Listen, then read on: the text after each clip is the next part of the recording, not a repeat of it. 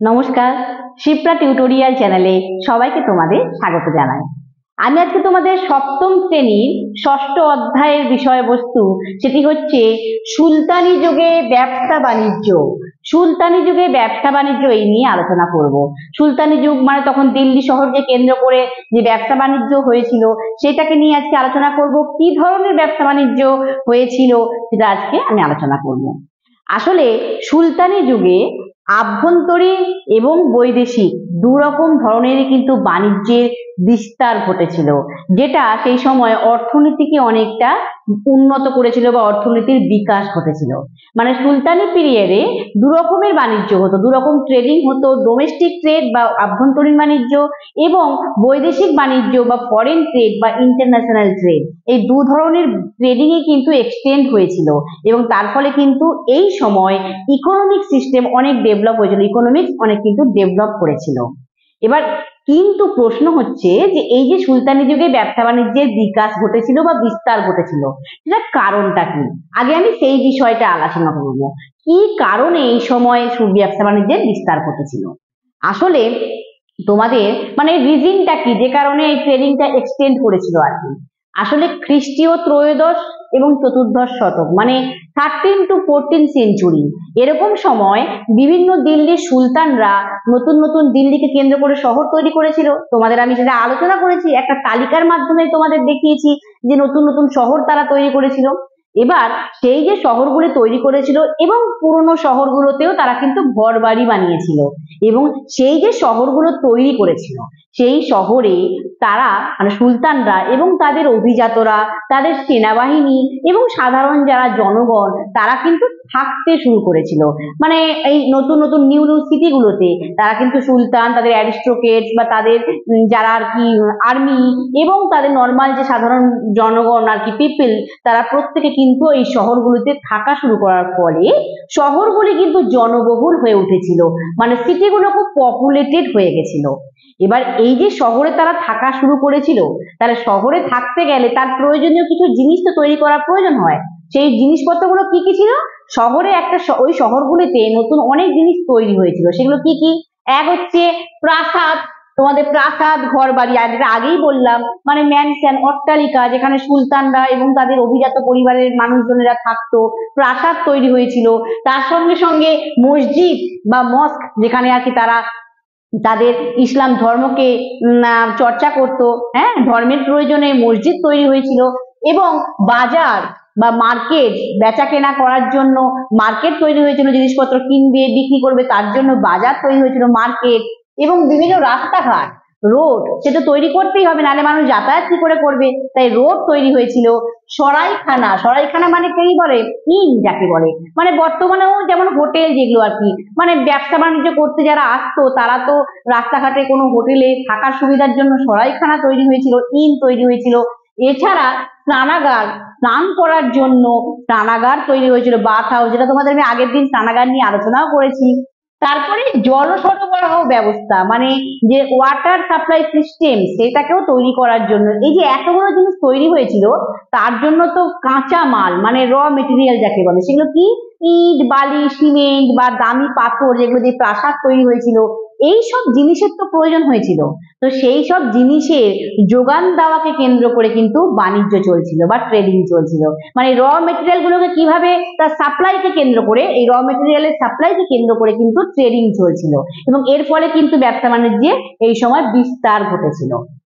এরপরে বলবো যে এই যে সুলতানরা, আরেকটা কি কারণ ছিল, যে দিল্লি সুলতানরা প্রত্যেকেই প্রায় বড় বড় সেনাবাহিনী রাখতো, আর্মি রাখতো, কারণ তাদের যুদ্ধ করতে হতো, সাম্রাজ্য বিস্তার করতে হতো, এম্পায়ারকে এক্সপ্যান্ড করতে গেলে সৈন্যবাহিনী তো প্রয়োজন হবে, তাই বিশাল বিশাল সেনাবাহিনী রাখতো। যেমন আলাউদ্দিন খলজির বিশাল সেনাবাহিনী ছিল। তো এই যে সেনা, এত বড় সেনা, তাদের যে ভরণ পোষণের খরচা বা মেনটেনেন্স করার জন্য টাকার প্রয়োজন ছিল। তো সেই খরচা তারা কোত্থেকে তুলতো? সেই খরচা তোলার জন্য তারা কি করতো? প্রজাদের কাছ থেকে, বিশেষ করে কৃষক ফার্মার যারা ছিল তাদের কাছ থেকে নগদে কর আদায় করতো, মানে ট্যাক্স কালেক্ট করতো ক্যাশের মাধ্যমে। এবার যারা চাষি বা ফার্মার ছিল তারা ক্যাশ টাকা বা নগদ টাকা কোত্থেকে পাবে? তখন তারা কি করতো, এই তাদের কর দেওয়ার জন্য তারা কি করতো, ওই তাদের উৎপন্ন ফসলকে বিভিন্ন বণিক শ্রেণী বা ব্যবসায়ী যারা তাদের কাছে বিক্রি করতে বাধ্য হতো। মানে তারা যে প্রডিউস করতো যে ক্রপ, সেগুলোকে তারা সেল করতে বাধ্য হতো বিভিন্ন মার্চেন্ট বা বিজনেসম্যানদের কাছে। এবার এই যে শস্যকে নিয়ে যে বেচা কেনা চলতো, মানে উৎপন্ন ফসল বা শস্য ক্রপসকে নিয়ে যে বেচা কেনা বা সেলিং চলতো, ট্রেডিং চলতো, এটাকে নিয়ে কিন্তু একটা ট্রেডিং বা ব্যবসা বাণিজ্য শুরু হয়েছিল।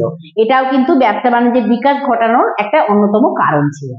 আরেকটা কারণ হলো এই সুলতানরা বা তার অভিজাতরা প্রচন্ড বিলাসবহুল জীবন কাটাতো, লাক্সারি লাইফ লিড করতো, এবং যেমন প্রাসাদে থাকতো, সেই প্রাসাদকে সুন্দর করে সাজিয়ে রাখা, হ্যাঁ, তার প্রয়োজনে সব শৌখিন জিনিসের প্রয়োজন ছিল। তারা দামি পোশাক পরতো, শৌখিন জিনিসপত্র ব্যবহার করতো, যেমন সুগন্ধি, সুন্দর সুন্দর সুগন্ধি তারা ব্যবহার করতো। তাই এগুলোকে শৌখিন জিনিস বলা হয়, ফ্যান্সি আইটেম বলা হয়। তো সেই সমস্ত শৌখিন জিনিসপত্রকে কেন্দ্র করেও কিন্তু বিভিন্ন বাণিজ্য চলতো। এই সুলতানি যুগে ট্রেডিং এ এক্সটেন্ড হয়েছিল বা বাণিজ্যের বিকাশ ঘটেছিল। আর এই সব কারণেই কিন্তু সুলতানি যুগে ব্যবসা বাণিজ্যের বিস্তার ঘটে এবং অর্থনীতি উন্নত হয় বা ইকোনমিক সিস্টেম আরো বেশি ডেভেলপ করে। বোঝাতে পারলাম কেন সুলতানি যুগে এত ব্যবসা বাণিজ্যের বিস্তার ঘটেছিল? আশা করি তোমরা বুঝতে পেরেছো। এবারে বলবো, এই যে সুলতানি যুগে ব্যবসা বাণিজ্য হতো, এটা দু ধরনের হতো বাণিজ্য, যেটা আগেই বললাম যে আভ্যন্তরীণ বাণিজ্য এবং বৈদেশিক বাণিজ্য, মানে ডোমেস্টিক ট্রেড এবং ফরেন ট্রেড বা ইন্টারন্যাশনাল ট্রেড।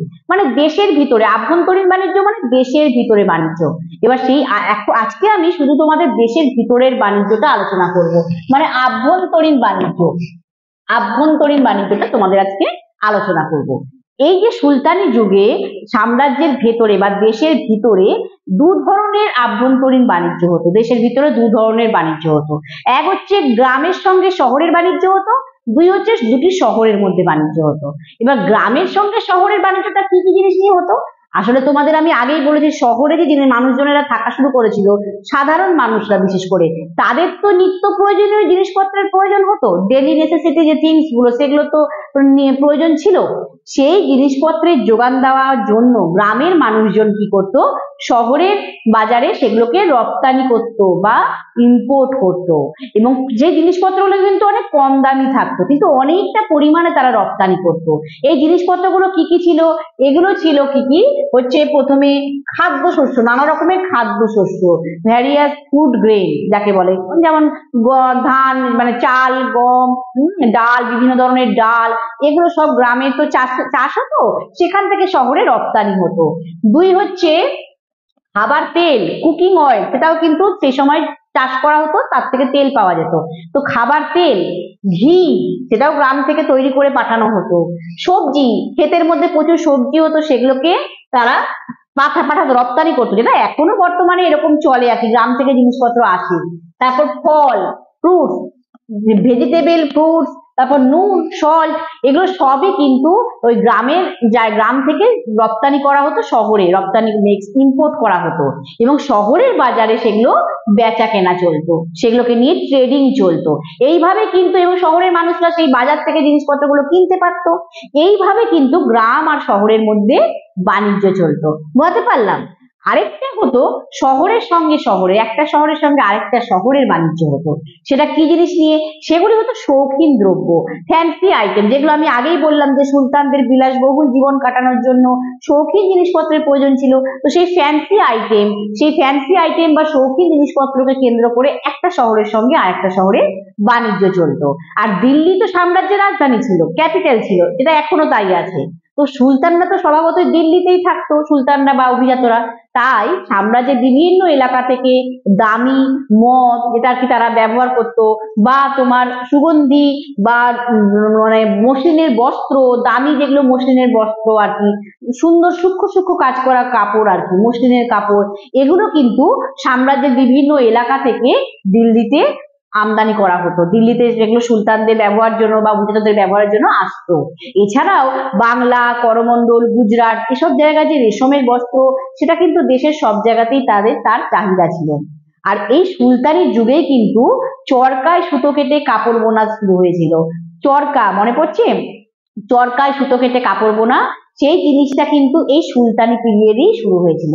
মানে যেটাকে বলে spinning yarn on a spinning wheel, যে চরকা বানাচ্ছে স্পাইনিং হুইল, গোল মতো তার চরকা কাটা হতো, গোল করে সেটা সুতো কাটা হতো। তোমরা এই জিনিসটা দেখেছো কোথাও কিনা জানি না। তো এই চরকায় সুতো কেটে কাপড় বোনা হতো, ক্লথ ওয়েভিং করা হতো।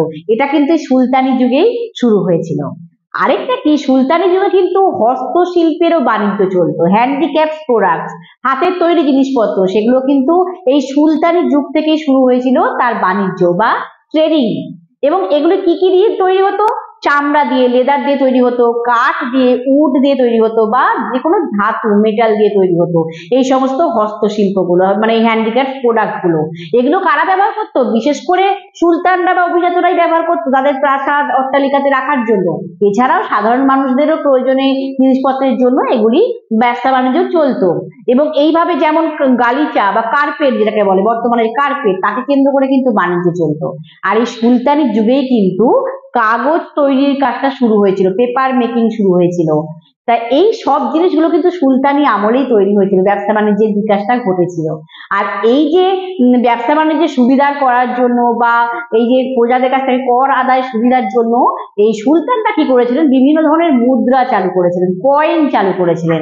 যেমন সোনার মুদ্রা চালু করেছিলেন, যেটাকে বলা হতো মোহর। স্বর্ণ মুদ্রাকে কি বলা হতো? গোল্ড কয়েনকে বলা হতো মোহর। তারপর রূপোর মুদ্রা চালু করেছিলেন, তাকে বলা হতো টঙ্কা। সিলভার কয়েন যেটা চালু করেছিলেন তাকে বলা হতো টঙ্কা। আর তামার মুদ্রা চালু করেছিলেন বা কপার কয়েন তৈরি করেছিলেন তাকে বলা হয় জিতল। এইভাবে বিভিন্ন ধরনের মুদ্রা চালু করেছিলেন, যার মাধ্যমে ব্যবসা বাণিজ্য চলতো, লেনদেন চলতো।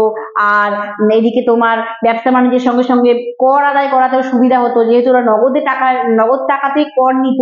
সেক্ষেত্রে এই কয়েন আবিষ্কার করার ফলে বা এই মুদ্রা তৈরি করার ফলে এটা সুবিধা হয়েছিল।